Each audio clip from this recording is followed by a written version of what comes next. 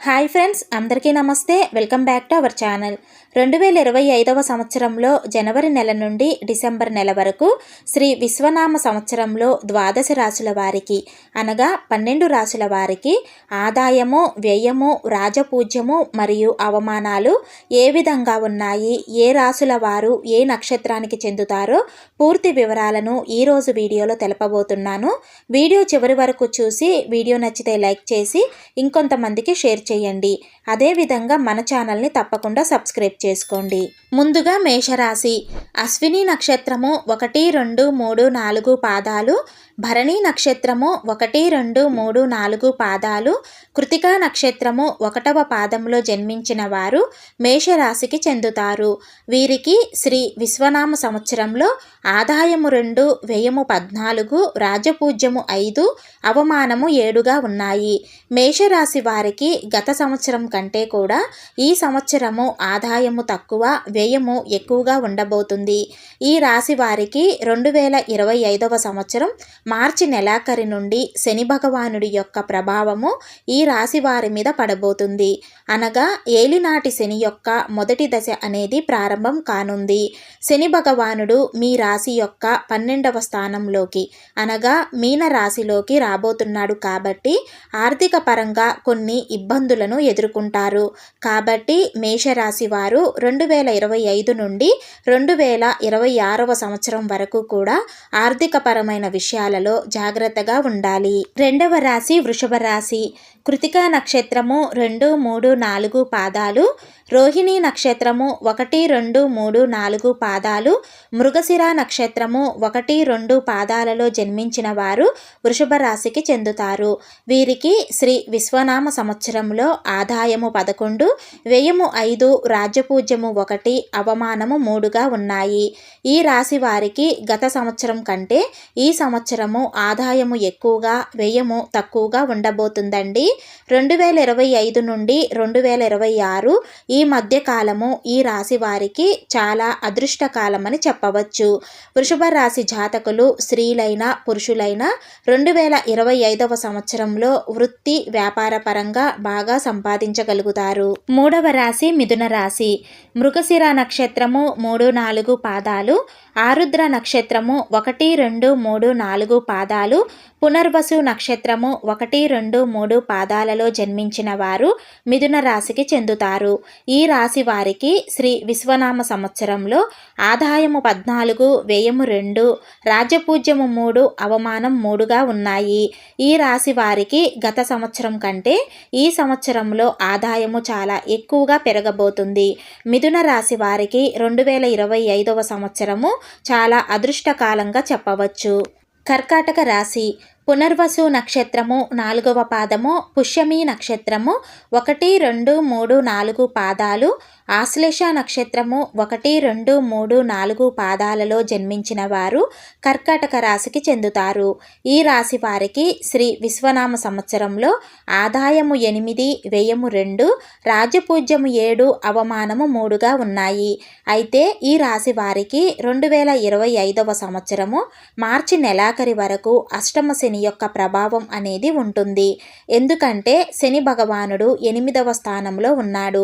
కాబట్టి ఈ రాశి వారికి ఆదాయము ఎక్కువగా ఉన్నప్పటికీ ఈ సమయం వరకు మనశ్శాంతి అనేది తక్కువగా ఉంటుంది. అయితే 2025 మార్చి నెలాఖరి తర్వాత నుంచి అష్టమ శని ప్రభావము తొలగిపోవటం వలన ఈ కర్కాటక రాశి వారికి నూతన సంవత్సరంలో అన్ని విధాలా చాలా బాగా కలిసి వస్తుంది. కాబట్టి ఈ రాశి వారికి గత సంవత్సరం కంటే ఈ సంవత్సరము ఆదాయము తగ్గినప్పటికీ శని భగవానుడి యొక్క ప్రభావము పూర్తిగా తగ్గిపోవటం వలన అన్ని విధాలా అనుకూలంగా ఉంటుంది. ఇక సింహరాశి. మకా నక్షత్రము 1, 2, 3, 4 పాదాలు, పూర్వ పాల్గొని నక్షత్రము 1, 2, 3, 4 పాదాలు, ఉత్తర పాల్గొని నక్షత్రము 1వ పాదంలో జన్మించిన వారు సింహరాశికి చెందుతారు. ఈ రాశి వారికి శ్రీ విశ్వనామ సంవత్సరంలో ఆదాయము 11, వ్యయము 11, రాజపూజ్యము 3, అవమానము 6గా ఉన్నాయి. గత సంవత్సరంతో పోల్చుకుంటే ఈ రాశి వారికి ఈ 2025వ సంవత్సరం అనుకూల ఫలితాలు అని చెప్పవచ్చు. అయితే ఈ రాశి వారికి 2025 మార్చి నెల తర్వాత శని భగవానుడు మీనరాశిలోకి ప్రవేశించనున్నాడు. అప్పటి నుండి చేసే పనులలో కొంత ఆలస్యం జరిగినా ఆదాయం పరంగా మాత్రం బాగానే ఉంటుంది. కానీ ఈ సంవత్సరము ఈ రాశి వారికి ఆదాయము వ్యయము సమానంగా ఉండటం వలన ఖర్చుల విషయంలో కొంత జాగ్రత్తగా ఉండవలసి ఉంటుంది. రాజ్యపూజ్యము 3, అవమానము 6గా ఉన్నందున శని భగవానుడికి సంబంధించిన చిన్న చిన్న పరిహారాలు పాటించవలసి ఉంటుంది. కన్యా రాశి ఉత్తర పాల్గొని నక్షత్రము 2, 3, 4 పాదాలు, హస్తా నక్షత్రము 1, 2, 3, 4 పాదాలు, చిత్తా నక్షత్రము 1, 2 పాదాలలో జన్మించిన వారు కన్యా రాశికి చెందుతారు. ఈ రాశి వారికి శ్రీ విశ్వనామ సంవత్సరంలో ఆదాయము 14, వ్యయము 2, రాజ్యపూజ్యము 6, అవమానము 6గా ఉన్నాయి. గత సంవత్సరము ఈ రాశి వారికి ఆదాయము వ్యయము 2 కూడా సమానంగా ఉండేవి. అయితే ఈ నూతన సంవత్సరంలో ఈ రాశి వారి తలరాతే మారిపోతుంది అని చెప్పవచ్చు. కన్యా రాశి వారికి ఈ నూతన సంవత్సరము చాలా అనుకూలంగా ఉండబోతుంది. ఈ రాశి వారు గత సంవత్సరము ఆరోగ్యపరంగా చాలా సమస్యలు ఎదుర్కొని ఉంటారు. అయితే ఈ సంవత్సరంలో ఆర్థిక లాభము, ఆరోగ్య లాభము, బంధుమిత్రుల లాభంతో పాటు నూతన గృహ లాభం కూడా కలగవచ్చు.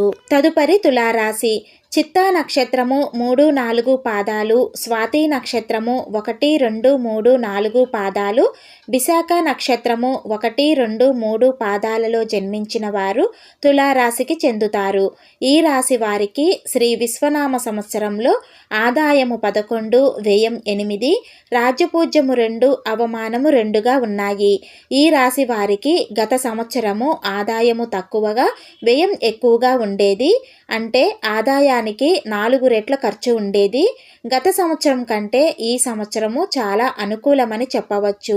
ఈ రాశి వారికి శని భగవానుడు 2025 మార్చి నెల తరువాత 6వ స్థానంలో సంచరిస్తాడు. కాబట్టి ఈ రాశి వారికి విపరీతమైన అనుకూల కాలంగా చెప్పవచ్చు.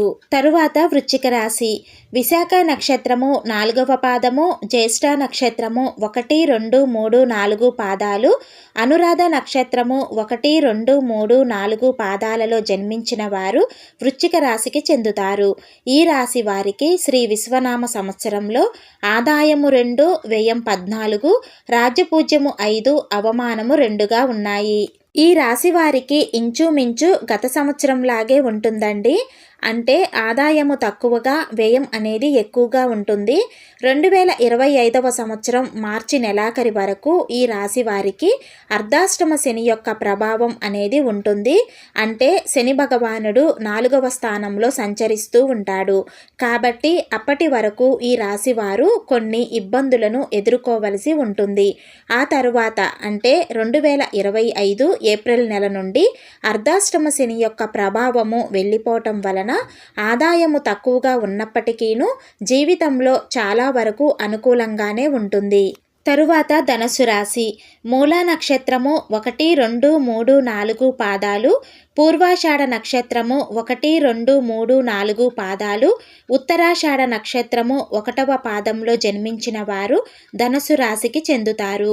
ఈ రాశి వారికి శ్రీ విశ్వనామ సంవత్సరంలో ఆదాయము 5, వ్యయం 3, రాజ్యపూజ్యము 1, అవమానము 5గా ఉన్నాయి. గత సంవత్సరంలో ఈ రాశి వారు అనుకూల పరిస్థితులను చూశారు. కానీ ఈ రాశి వారు ఈ 2025వ సంవత్సరం మార్చి నెల తర్వాత చాలా జాగ్రత్తగా ఉండవలసి ఉంటుంది.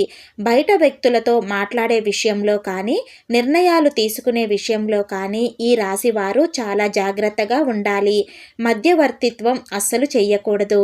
తదుపరి మకర రాశి ఉత్తరాషాఢ నక్షత్రము 2, 3, 4 పాదాలు, శ్రవణ నక్షత్రము 1, 2, 3, 4 పాదాలు, ధనిష్ట నక్షత్రము 1, 2 పాదాలలో జన్మించిన వారు మకర రాశికి చెందుతారు.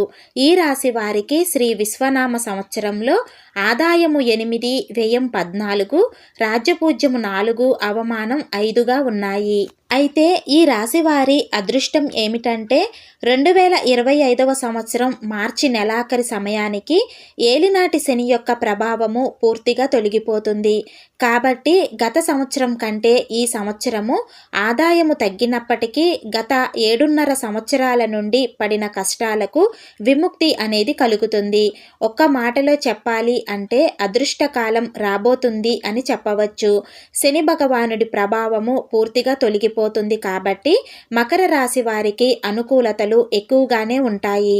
ఇక కుంభరాశి ధనిష్ట నక్షత్రము 3, 4 పాదాలు, శతభిష నక్షత్రము 1, 2, 3, 4 పాదాలు, పూర్వభద్ర నక్షత్రము 1, 2, 3 పాదాలలో జన్మించిన వారు కుంభరాశికి చెందుతారు. ఈ రాశి వారికి శ్రీ విశ్వనామ సంవత్సరంలో ఆదాయము 8, వ్యయం 14, రాజ్యపూజ్యం 7, అవమానం 5గా ఉన్నాయి. ఈ రాశి వారికి గత సంవత్సరంతో పోల్చుకుంటే ఈ సంవత్సరము ఆదాయము తక్కువగా ఉన్నప్పటికీ కూడా కొన్ని అనుకూల పరిస్థితులే ఉంటాయి. ఎందుకంటే ఈ రాశి వారికి 2025వ సంవత్సరం మార్చి నెల చివరి సమయంలో శని భగవానుడు 2వ ఇంట్లోకి ప్రవేశిస్తున్నాడు. అంటే ఏలినాటి శని యొక్క 3వ దశ అనేది ప్రారంభం కాబోతుంది. శనిదేవుని ప్రభావం వలన ఈ రాశి వారు కొన్ని అనుకూల ప్రభావాలనే చూస్తారు అని చెప్పవచ్చు. ఇక చివరిగా మీనరాశి పూర్వభద్ర నక్షత్రము 4వ పాదము, ఉత్తరాభద్ర నక్షత్రము 1, 2, 3, 4 పాదాలు, రేవతి నక్షత్రము 1, 2, 3, 4 పాదాలలో జన్మించిన వారు మీనరాశికి చెందుతారు. ఈ రాశి వారికి శ్రీ విశ్వనామ సంవత్సరంలో ఆదాయము 5, వ్యయం 3, రాజ్యపూజ్యము 3, అవమానం 1గా ఉన్నాయి. గత సంవత్సరంతో పోల్చుకుంటే ఈ రాశి వారికి ఆదాయము వ్యయము 2 కూడా తక్కువగానే ఉన్నాయండి. ఈ రాశి వారికి 2025వ సంవత్సరం మార్చి నెల తరువాత శని భగవానుడి యొక్క స్థానం అనేది మారబోతుంది. ఏలినాటి శని యొక్క 2వ దశ అంటే జన్మ శని మొదలు కాబోతుంది.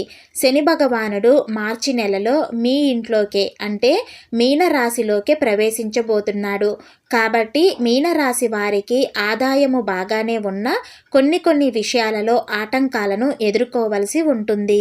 సో చూశారు కదండి ఇవాల్టి వీడియో. ఈ వీడియో మీకు నచ్చినట్లయితే లైక్ చేసి ఇంకొంతమందికి తప్పకుండా షేర్ చేయండి. ఇలాంటి మరిన్ని ఆధ్యాత్మిక వీడియోస్ కోసం మన ఛానల్ని సబ్స్క్రైబ్ చేసుకోండి. శ్రీమాత్రే నమః.